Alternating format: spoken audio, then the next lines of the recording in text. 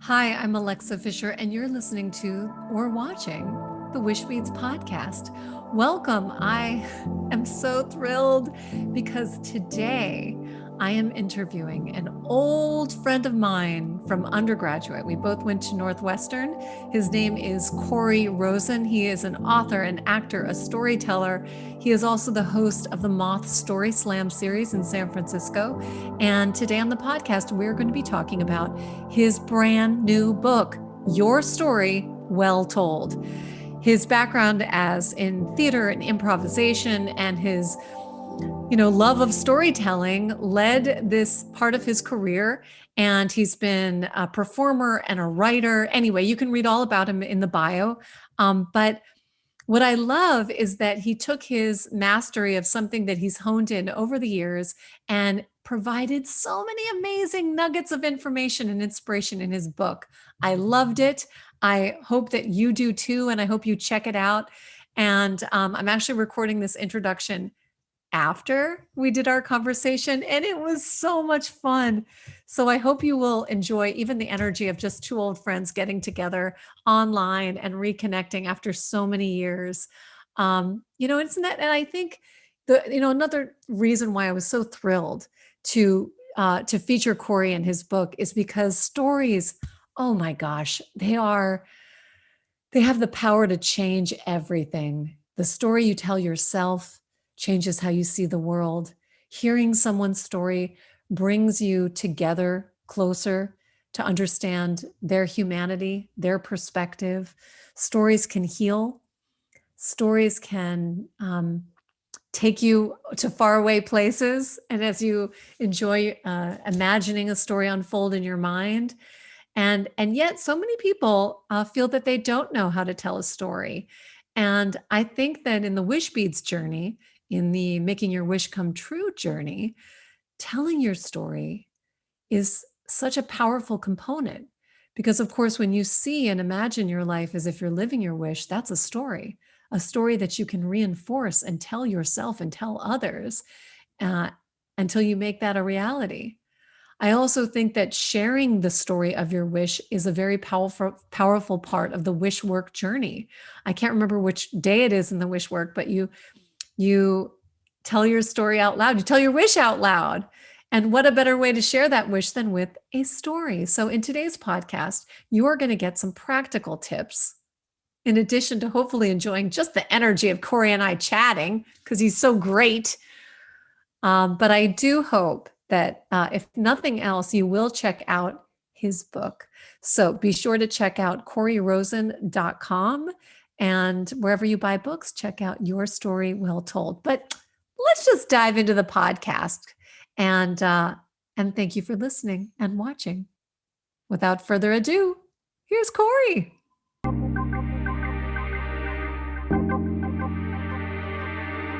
Da, da, da, da, da, da, da. God, so fun. All right, so let's just dive in. It'll go wherever it goes because you're an improv person and we already know and love each other. So there's no formality needed. Let's just start in the middle. Let's start in the middle. Go right in the middle. Yes. You're actually interrupting a conversation between us, but I guess you can listen if you're listening to the podcast. It's like that. It's like you just turned your dial, your station, you're caught the middle of it, right as I'm in the middle of crying. Hold on. Oh, God. Oh, God. And then my daughter said she would never speak to me again. And so I taught her, how you got to just take some time for yourself. The end. And that was an important story. Great. Yeah. And scene.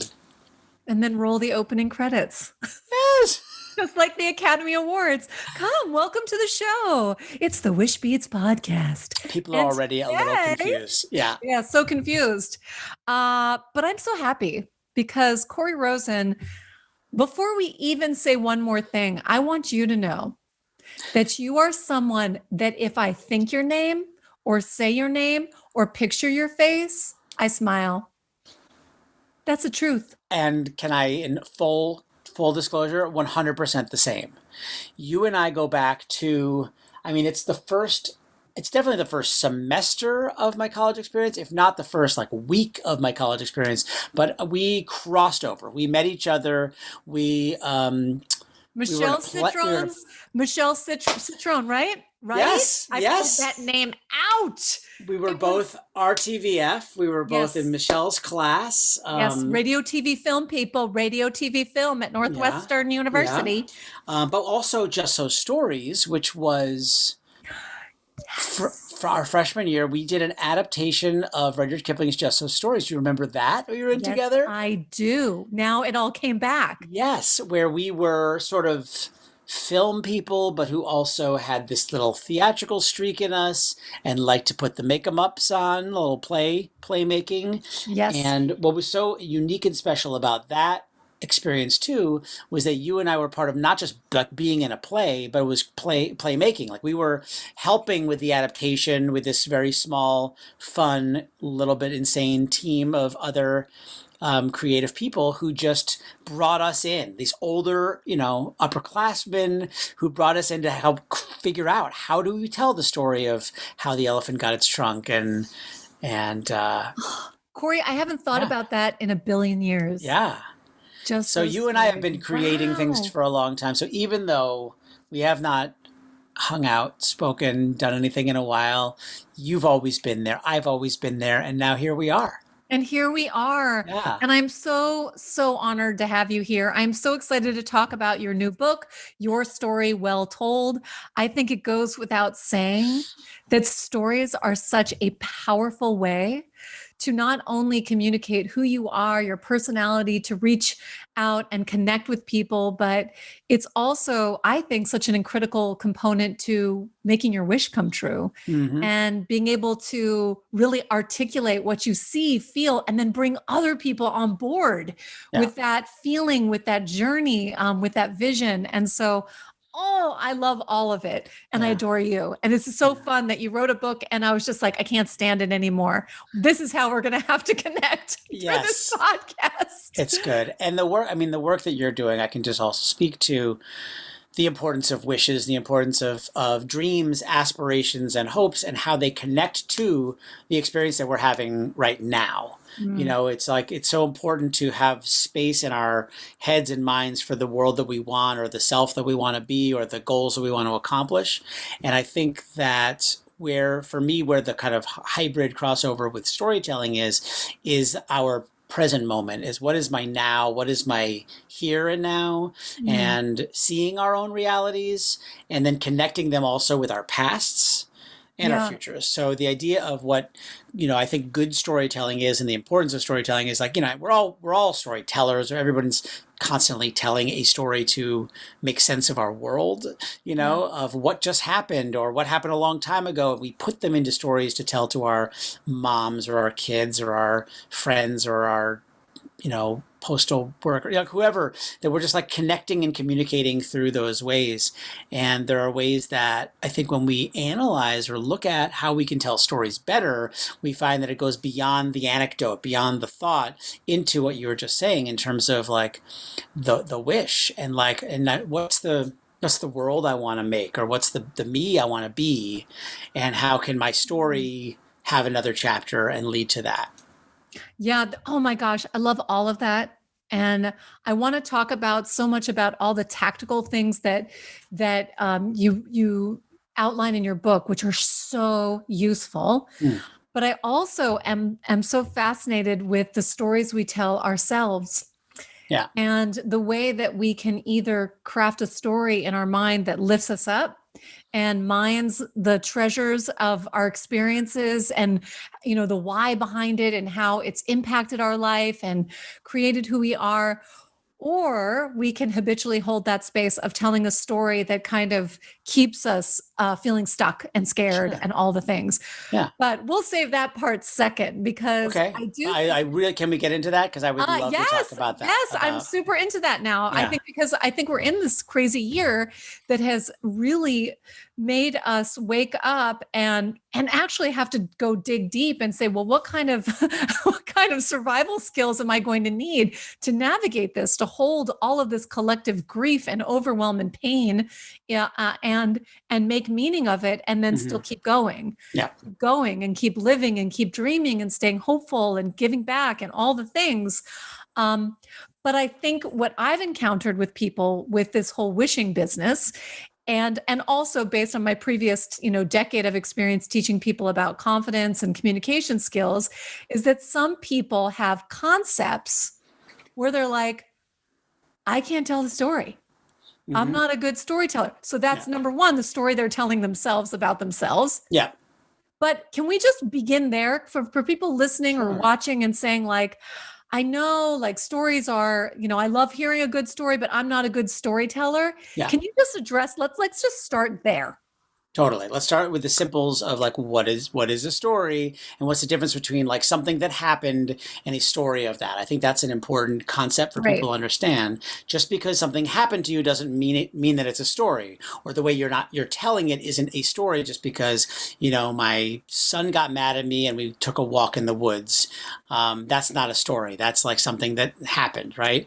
But I can craft that into a story. The ways that we look at our own lives and kind of maybe zoom out a little bit and look at something that happened will allow us to, I don't want to say put meaning on something. Maybe it's discover the meaning or the inner life of something that happened in ways that can help us to reflect on our lives through the moments that we are living. So in the incident that I just described, this was early COVID. My son was supposed to be graduating from 8th grade at his school when the world shut down. And he went to a K-8 school in San Francisco here, where he had been there since kindergarten. So all of his friends, his social life, his baseball team had all led to this moment. And like so many kids, when COVID happened and things started shutting down, and for kids who are very solipsistic and in their own little worlds, watching all of the things taken away, the field trips and the pool parties and the shenanigans that they were going to have to celebrate their moment, they watched evaporate. And my son was so upset in that moment. And me, as the taking care of things dad, started like, oh, I'm going to produce your graduation on Zoom, and throwing myself into doing overcompensating, but my son having none of it and being mad and upset at the world, and me essentially wrenching him out of that and getting in the car and going to Sutro Heights in San Francisco, under the Sutro Tower, and going on a hike. And in that fresh air beneath giant eucalyptus trees and hawks in the sky, he melted. We started joking and laughing and talking and connecting. And even though the world was going to stay this way for a while, it sort of opened up the importance and the moments that we need to. I'm not going to fix his problems by going on Zoom and doing that. I'm going to start to fix each other's problems by being outside and being together. And that's what was going to help us get through this. So in that kind of an example, taking something that was happening and looking at a change, a small change, how were things, what happened, and how were things at the end, is a simplest form of storytelling. Is just looking at things were like this and now they're like that. Even if the change is kind of small, they allow us as humans to connect and not only hear what happened, but to see a little lesson for surviving. And that's how we kind of get through this thing, is by connecting with each other of how did you get through this? How did you survive that experience? Yeah, no, it's beautiful. It's beautiful. And I think that, even a little gem that can be mined so that you, inspire somebody to think about their own story a different way, their own life in a different way, is so powerful. And I mean, so many of the things that you highlight in your book are really practical tips for people who may even have a concept that they're not storytellers or nothing interesting happens for them. You're on the planet. The planet is interesting. You're alive, which means that you've got tons of stories. It's true. And when you can have at least a guideline, a structure of a story, like you just said, a beginning, a middle, and end. What was the like before? What happened as a result afterward?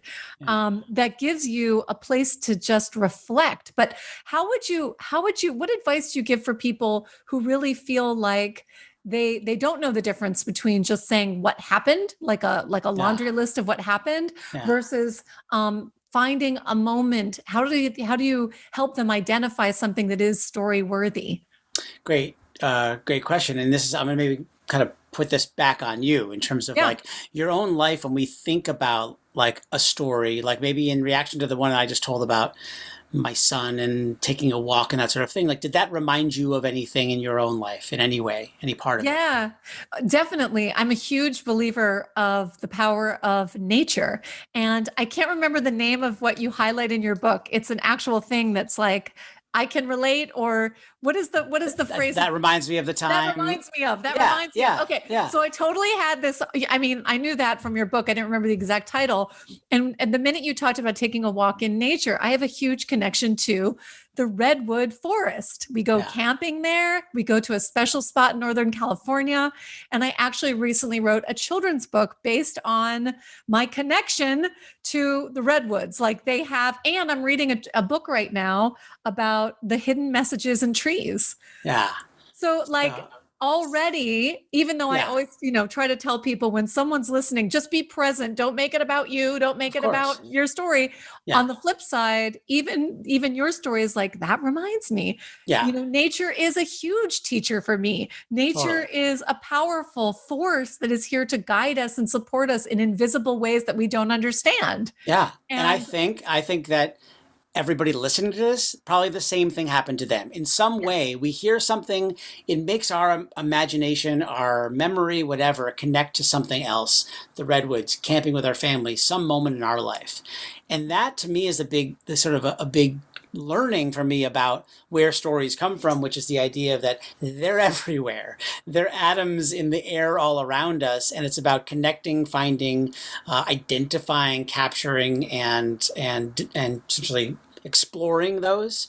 Because in the question of where do stories come from, they're everywhere. What's a good story versus not a good story? A lot of that for me comes from separating those parts of my consciousness between ideation, coming up with ideas. I could tell a story about hiking. I could tell a story about climbing a tree. I could tell about this tree that I loved in my backyard that got cut down. I could tell a story, like what are my nature stories? What are my tree stories? What are my family stories? What are my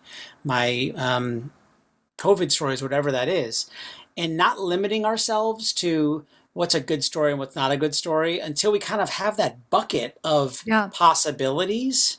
Because I think once we start to look into that bucket, we go like, wow, I have a lot of potential things. Then the good apples are going to kind of float up and sort of like, we'll find like, oh, this is interesting. Like we'll sort of like the spotlight will shine on the thing that seems really sticky or interesting to us. And then we kind of gravitate towards that.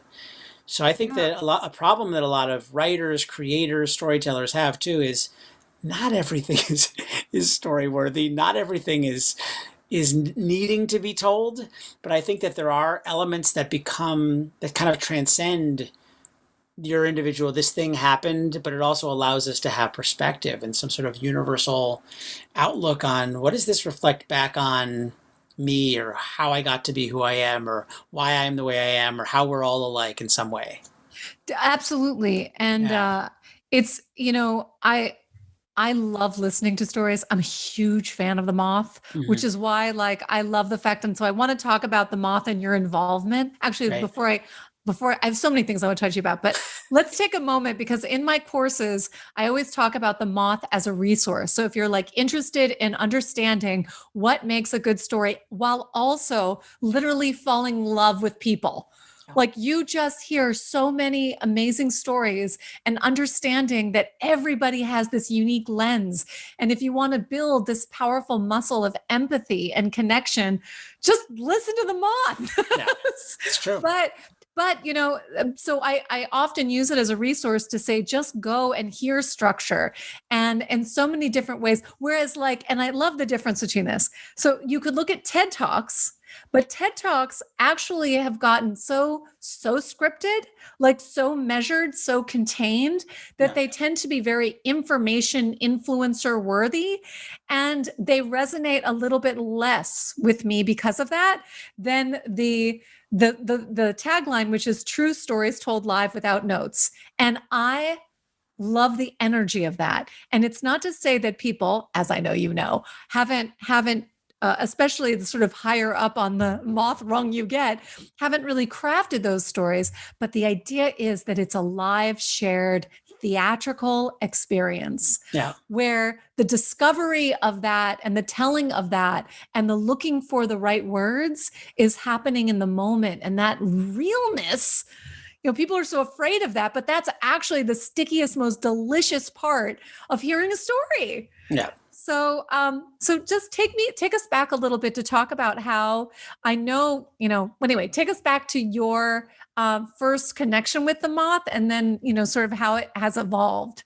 Totally. So I've kind of led, I would say, a double life in some ways in my own, my professional life, my careers and things like that, between things that have truly wrestled for my time, because I am one of those people who sort of followed what he wanted to do. Like I had a lot of opportunities that I could pursue in terms of going after dreams of mine. I think my story began with a wish. Can I just say that? Is that cheesy to say? Yes, you can. To me, podcast? Of course. But my end of my freshman year I'm going way back in my story of the Moth, to my freshman year in college when we knew each other. Yeah. And I made no plans the summer after my freshman year of college. And every summer before that had been sort of planned for me.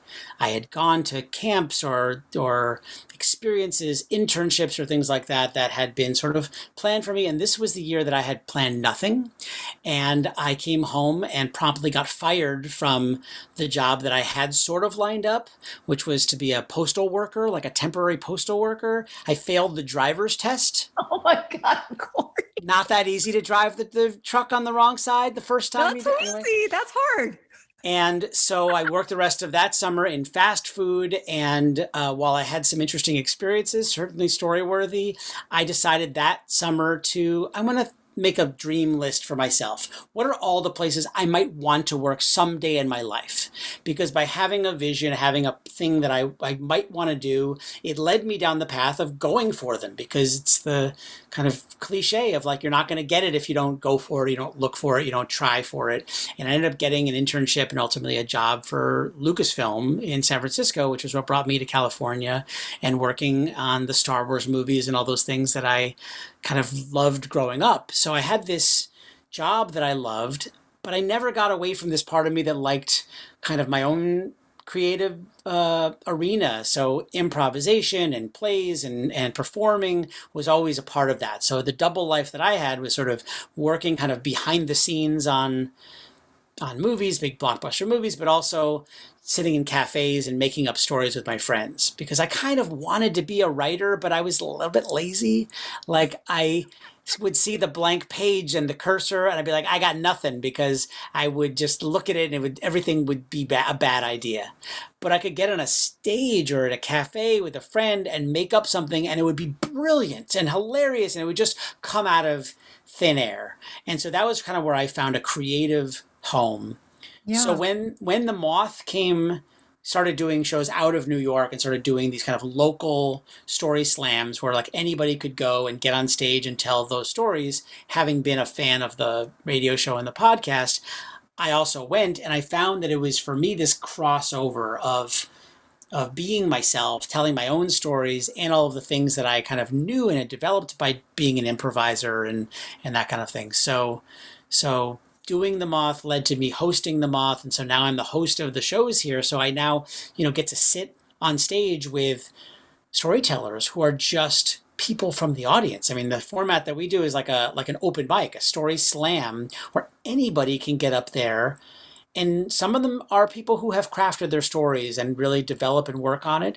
And other people are just like, oh, I've got a story about that, and basically put themselves in there. And so what you get, and why the show is so good, you were talking about liking it, is that it's not just one kind of person. You get, people who have been incarcerated. You get people who have, experienced homelessness. Like, you have all of these different life experiences, and you find all the things that we have in common with each other by listening to our stories, because we all are so alike in those ways, and we're also unique. You get to appreciate the the journeys that we're all going on. I Oh my gosh, I just love that, Corey. I Yeah. love it. I love it. And I also think for so many people listening that there's also we are multifaceted humans. And that's what also makes people interesting and Yeah. life interesting. Yeah. And so thank you for sharing and taking us back to be like, okay, there's the job, and then there's also that inkling of like, I want something, and it sort of feels like it's in the performance space or the writing space or something. But then you also had the awareness to go where the energy was flowing. Yeah. And that's actually even how I created my first online course. Was I actually had booked a client. I didn't know what my methodology was going to be. And when I sat to write like a curriculum or the agenda of the day, Yeah. I was like, I know what I want to say, so I'm going to have to speak it. That was my method, right? Probably because we had training, and I had studied acting at Northwestern, and just like performative nature. So I did. I went into a room above a garage with a crummy camera, and I sat there and I spoke my first content.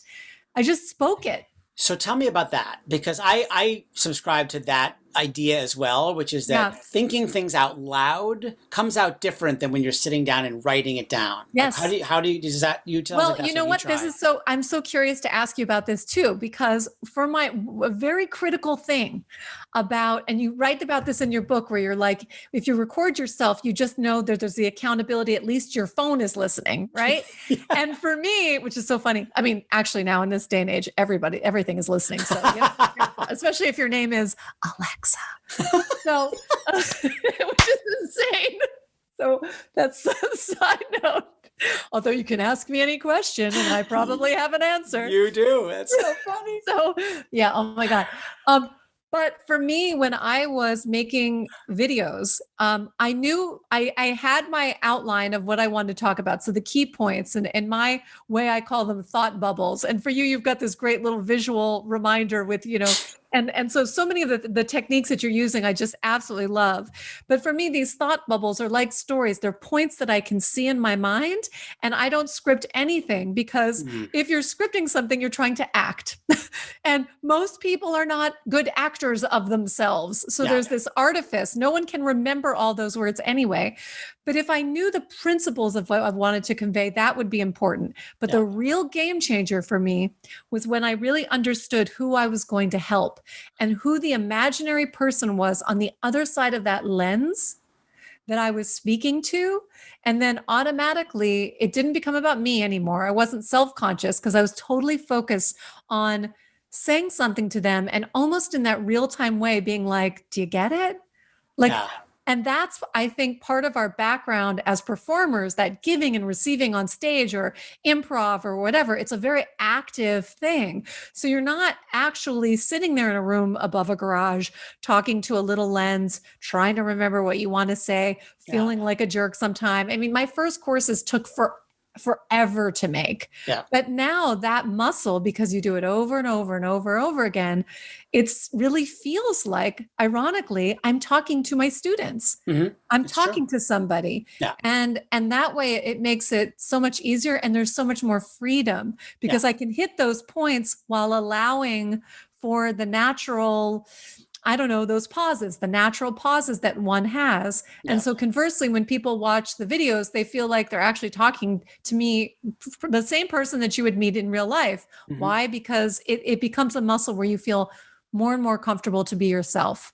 I bet people have actually talked back to you, like watched seriously, because you do have that so well that when you're talking, you go like, okay, bye. They might say bye. Like they feel like they're actually looking at you, because you convey that, and it feels very sincere and real.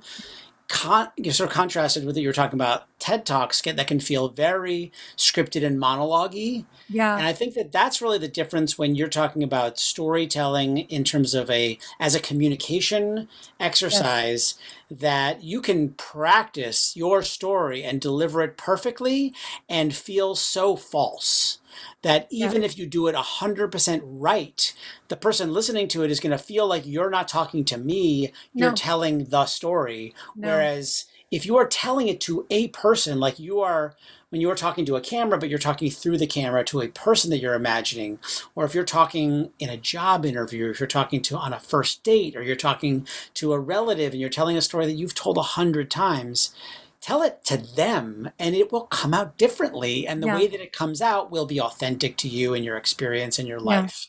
Yeah. I think that's an important aspect of storytelling in general, is that, yes, we want to craft our stories. Yes, we want to, remember them and have them be the story that we plan to tell in a case where maybe you're performing it, but also to allow for air and to allow for the now, because if you ever come across like you're just reciting it, then we actually lose you no matter if it's 100% authentic. And so if you forget a part, or you laugh at a part, you have to go back, you might get mad at yourself, like, oh, I messed that up.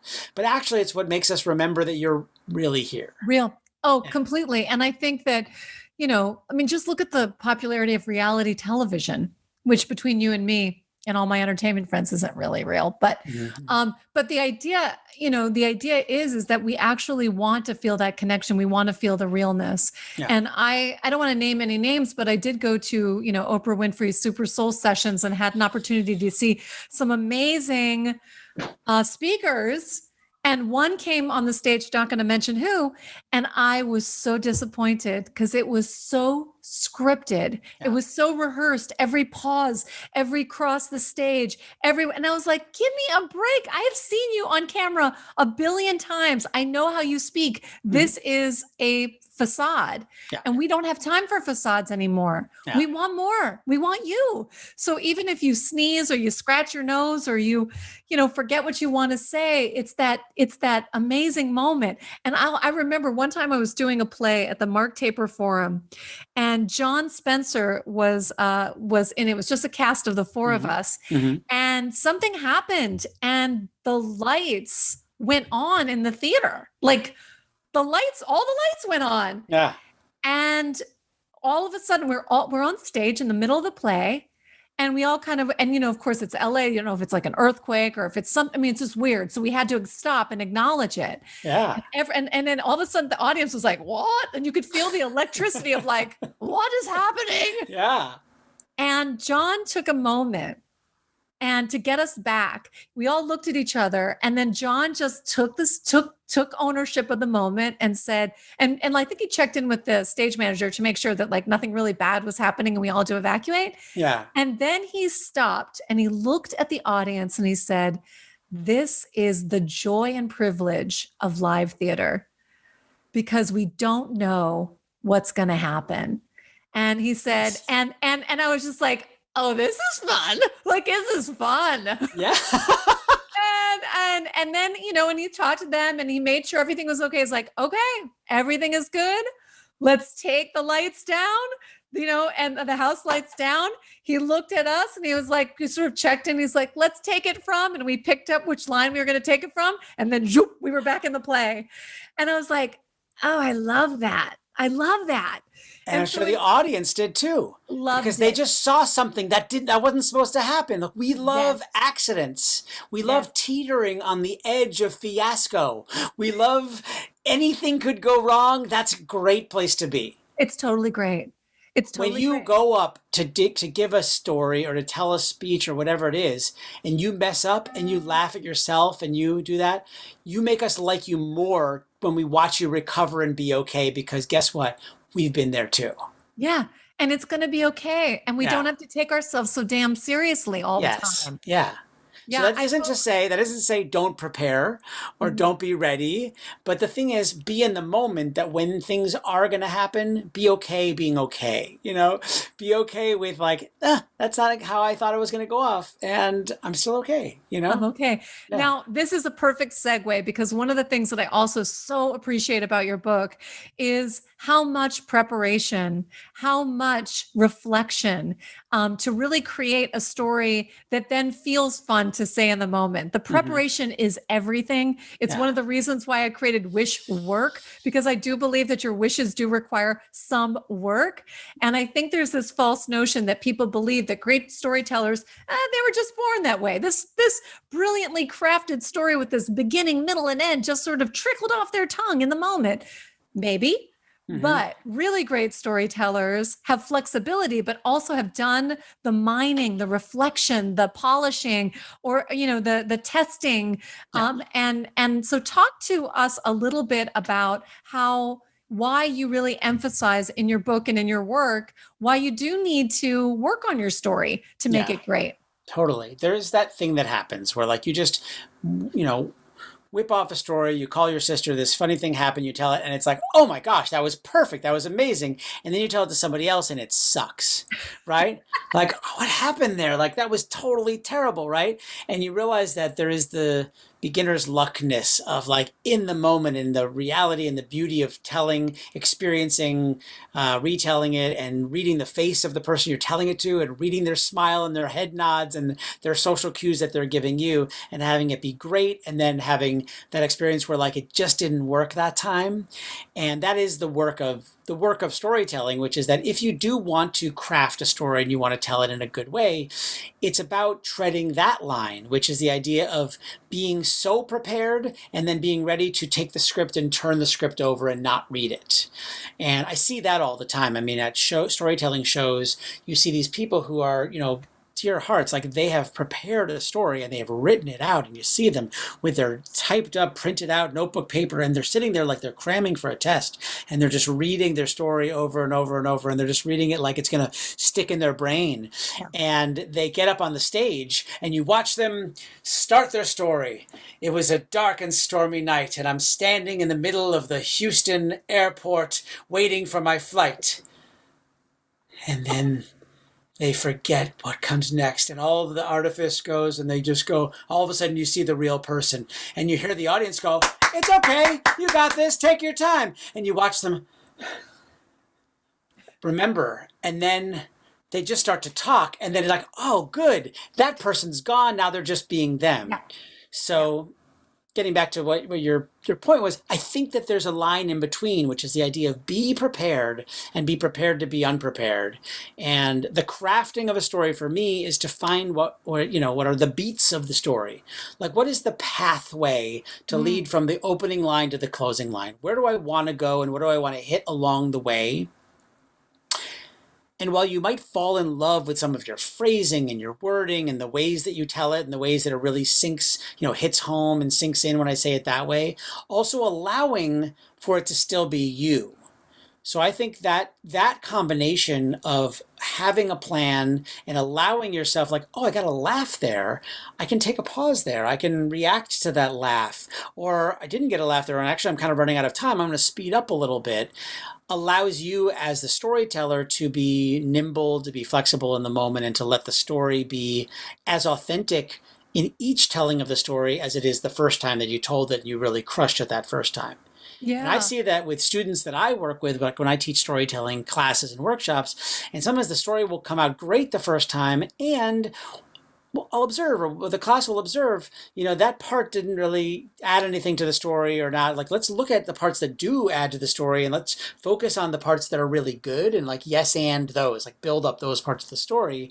And then the next time that they tell the story, you don't even miss the part that was taken out, because the parts that you really liked and were kind of glowing, you got now more information, more detail. And so that's for me, the fun of retelling stories, is that you find what is good about it and make that part better and better and better until you really find what's the heart of the story. And remembering at the end of the day, like the story that I started my book with about getting punched in the face by a mother at my kids' school as I'm dropping them off for school, that the story in the end isn't about the mother punching me in the face at all. It's about being a parent. It's about making mistakes, about antagonizing other, it's about other things. Your story isn't always what your story is about. Yeah. And oh my gosh, there's so many things. Corey, this is not enough. We don't have enough time. I have to we have so many things to talk about. But what I do incorporate into some of my work, which I think it speaks to this too, is that you can have a signature story too. Ooh, Like there's yeah. a story, because I get a lot of questions on podcasts that I'm being interviewed on, and they ask me about my career journey from an actress and a teacher and now an entrepreneur and author and all this stuff. And there really was a true story that happened to me on the set of the TV show Bones. And it really was the moment where I was like, oh my God, what am I doing with my life? And it's visual. Had fake blood coming out of my mouth, and I'm having this existential crisis. And it was the signature story that sort of exemplifies everything about my journey as a human being. So I go back to this story over and over and over again. But what I've found is I have beats that I've worked on, things that I know that are visual that make sense, but it does change. I mean, it changes depending on the question that I'm asked or the through line or whatever. So you kind of get to find your way. And in the beginning, I remember feeling like very focused on the response. Like, did that get, are they getting it? And now I find, particularly with that story, that I'm a lot less precious about it. Like it was my story. It's the truth of what happened. And I find more play and flexibility in sharing it. But I do think, and I think this is why I'm encouraging everybody to please do yourself a favor and get Corey's book, Your Story Well Told, because stories are such a powerful way for people to get to know you, for people to understand your brand, to sell things, to inspire people, that we have so much information at our fingertips because of our little devices and our little devices called Alexa, that because I don't want your devices to go off right now. Which is the story of my life. You must not have one, right? Have you had to go? God, no. No, but my parents do. Oh my God. And so every time I answer the phone, they say, hey, fill in my name. And then I have to wait and then I have to turn it off. I love it. Can we talk about origin stories for a second? Sure. Because as a kind of story, I'm interested, especially since that's something that you've worked with a lot in terms of your clients and your listeners, is finding that and sort of helping to define ourselves by this concept of our origin story. Yeah. Do you think that story has to change over time, or is your origin story always going to be your origin story, or do you think that there's room for it to evolve? Well, I think there's always room for it to evolve. But I do think that people have the attention spans of gnats. So when you can have an anchoring idea that can help carry you through a really long, like when people say like, so tell me about when you were an actress, or like, right. your career trajectory. It's like, well, I'm sure you don't have 3 hours, nor do I want to tell a 3-hour story. So I'll go back to a theme that makes sense for me, but it also helps people get to know me, like the real me. And so I usually begin with a phrase like, I have always been a people person. I just love people. And that sort of like gives somebody a big like, oh, okay, that gives them a place to begin. Like, this is who I am. And then to make sure that my story carries that through line. So it began as an actress and discovering what makes people tick and what their, goals are. And when I started thinking about my signature story, Corey, what was so interesting was that I actually embodied more of my story. When I reflected, like I used to, especially when I was transitioning from an actress to teaching pretty much full time and coaching and classes and stuff, I had these like sneaky negative thoughts like, oh my God, are people going to think like I'm not a successful actress because now I'm teaching? Or what will my agents say? And it seemed like they were two different fragmented parts of myself. But when I tell my story now, I'm like, oh my gosh, it all makes so much sense. Yeah. I've loved people. I studied human behavior as an actress and a performer. I had an insider look into the entertainment industry. I was despairing because I was wasting so much time, and also realizing that people put themselves down, comparing themselves to stars when stars are like people. I'm going to teach people how to be the star of their own life. Okay, great. Enter chapter number 2. Yeah. Then as I'm doing that, an idea comes to me downloaded in the shower, inspirational jewelry. So they'll have visible reminders of how awesome they really are. Yeah. Like all of a sudden I was like, I am the same person. I'm literally like, this is so consistent. Yeah. Everything that I do is coming from the same place. And so when I started to map that story, I actually started to own that story. Yes. So Yes. I don't care what people think about acting life, teacher life, entrepreneur life, goofy woman who actually owns a unicorn onesie and proudly wears it. I don't care. This is who I am. And the more free I am in my own presence, actually, that's what frees other people. That was an incredible origin story. You just told me an origin story. You did. You like realize that? Back of a napkin version. But it was incredible. It was an incredible story. Can I deconstruct a little bit what you just did? Why not? I've never said it that short. So I loved it. But you also did it. You used a structure that I love and I'm fascinated by it. And it's a great storytelling structure that you actually used probably by accident in that, which is, and also this comes from you being sort of a master, not sort of, you're being a master communicator yourself, is that you started with the message. You started with, I've always been a people person, like you started with a statement, an I statement. And basically, if we left the entire thing right there, we got something out of that. You started with something that was a message and an I statement. And if we had just cut it off and gone somewhere else, you would have said your piece. And then you did this thing where then you did like a very small loop around it. You did basically like your life in 10 seconds or 5 seconds. You just orbited around like a little example of a people person. And then you went a little, like, you kind of like did this like outward spiral, or maybe it was a downward spiral where like every time you kind of looped around, you gave us more information, and it all resonated on the same thing and the same topic and the path of being on a set with a movie and being an actress and doing this thing and wondering about myself, is this what I really want? Like you basically concluded the story again, back to I was an actress, now I'm not an actress. And then you went into, but then I was a teacher, and is teaching being okay? And then you kind of went into another phase of your life. And at any point, if the story had kind of concluded, we would have gotten it, but then you took it all the way to like a culmination, which was basically to self-awareness, self-acceptance, and doing what you love and finding yourself. So that structure that you did, like what I love is people always talk about stories have a beginning, middle, and end, and they have this thing. I think stories and storytellers define their own structures. And it's about finding, how do you tell a story and letting the story come out as your version of a story? Because if you try to tell a story like me, it's going to sound wrong. You know, if you were to read the stories from my book word for word, you wouldn't sound the way I sound, just like, bless his heart, he does a good job. But the guy who reads my book on tape, he's a very good voice actor and he does a beautiful job. But it's like, that doesn't sound how I would tell him, but I like it. You should read your book on tape. I'm going to Taylor Swift my book. I'm going to later do a revamped version of my own book, but it wasn't my decision. Anyway, what I love about that is just like what you did, is that we tell our stories the way we tell our stories, and finding how do I tell a story, capitalizing on that, and then adding some craft, adding some practice, adding some technique to it. And like you can tell your story, well, it's well told. Like you can make your own stories, the best version of them. So you knocked your own. So, that was the back of the napkin story. It was a real, true, like delightful telling of your journey through following your dream,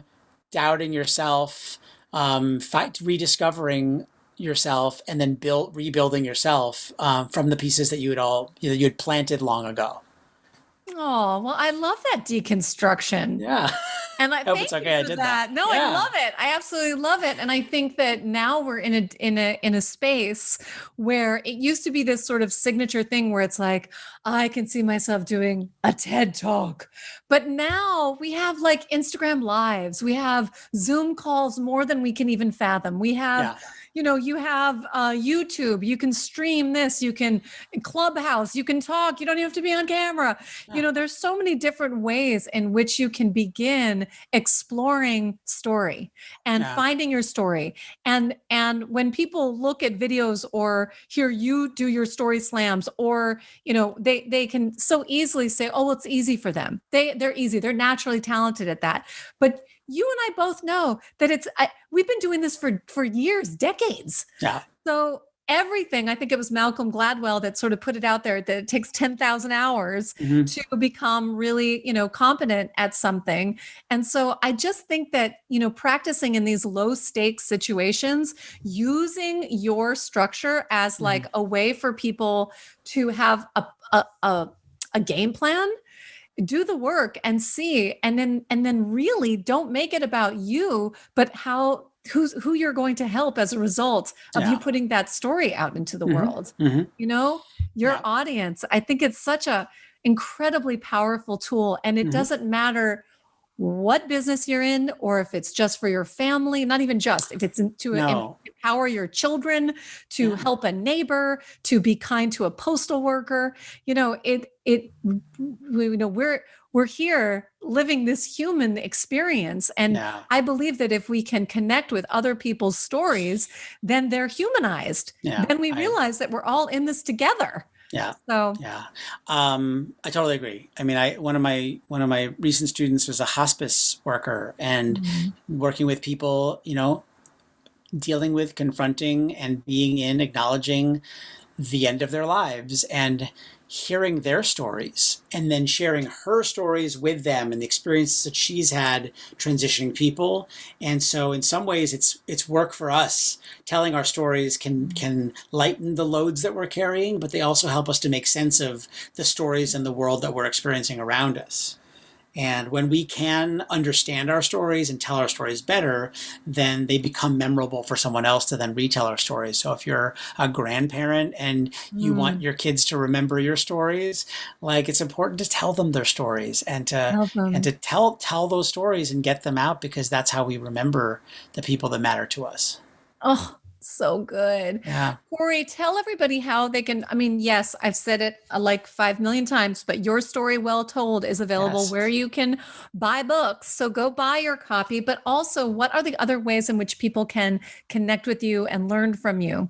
People can find me at my website, which is just my name, CoreyRosen.com. And on social media, I'm Story Rosen. Story Rosen on like Facebook and Instagram. You can find me there. And moreover, I mean, the thing that I just want more of in the world is just people telling stories. So if this book helps you in any way to be inspired, or to find a story of your own, or to tell, or to have the nerve to tell it to anyone, if that's, you know, to tell better first date stories or grandchild stories or Oscar acceptance speeches, Alexa, one day, you know. You know what I loved about when we're filming this right now, we're recording this, the Oscars just happened. And I still am fascinated by how many people, when they accept their award, talk about that they gave that speech in the shower for so many years. Planting those seeds. So again, the stories you tell yourself, the visions you have for yourself, and reinforcing them with your energy and attention and action. People, this is what makes people keep going, not quitting, go, go, go, no matter what happens to them. And boom, there they are. Up on stage. It's true. With that little golden man, bald man. It worked for me. I wrote a book. Right. That was a dream of mine. And for me, it was one of those things where it was something I always wanted to do. But the actual book that I wrote and got published wasn't necessarily like this labor that I'd worked years and years and years on. It was something that, like, this came out of me. Like, I had almost like you said, prepared my whole life for this. And it's kind of my life's work. It's like, these are all the things that worked for me. I told my story, and it feels so good to do that, to have a dream, to watch it, to make it happen, and to work at it. Yeah, to work at it and then give it to the world as a gift, because it is a gift. And I hope by now everyone is going to go get their copy, learn from Corey. The man knows what he is talking about. And now stories are more important now more than ever. They're important in business. They're important in life. They're important in social justice. They're important in everything. And so becoming a storyteller is actually an act of selfless giving. So people, learn how to be great storytellers. And when do you think the Moth is going to be back on stage? Probably not until the fall or the winter. But you can still watch it. You know, there's at themoth.org, and there's, you know, social media and the radio show and everything. So you still listen to stories. There are online shows that are sort of like virtual story slams and main stages if you are just really jonesing for it. But there's such a huge archive. People. I miss the people. I miss the people. Well, Corey, I am so happy to have you on the show. I am so happy to finally be talking to you after so long. I miss you. It's not going to be so long next time. We're going I to don't do think this. so. Yeah. No, I don't think so. And thank you for my wish beads and for making my wishes come true. Oh, what a pleasure to be. I'm going to keep smiling. You're going to make me smile the rest of the day. Yes. Thanks everyone for checking out the podcast this week. I hope you enjoyed listening as much as I enjoyed speaking to Corey. And again, do check out his book, Your Story Well Told, wherever you buy books. And if you love it, which I know you will, leave a positive review because I know that that helps authors. And if you are excited to make your wishes come true, be sure to stay connected to our Wishbeads world. You can check me out online at wishbeads.official on Instagram. I do a little program called the Wishwork and Whatnot in the mornings, 8:30 in the morning Pacific time, Monday through Friday. And we always have virtual wish circles every month. So I hope you will sign up for one of those. They're free. I guide you through a visualization. And in very big news, next week, I am going to be announcing the only time left for the entire year of which I am going to be offering the Wish Workshop. It is a 4-week online course where I guide you through the entire Wishbeads journey in a community of amazing individuals. So our course is going to open up again for enrollment starting next week. If you're listening to this on the day this podcast launches, and I hope you will check that out as well. May you have a beautiful, beautiful day. May you write the story of your life that you deserve to live, that lights you up, that inspires other people to support your wishes, dreams, and goals. Why? Because you deserve it and you can. So make great stories, my friends. Have a beautiful, beautiful day. And I appreciate you tuning in. Until next time.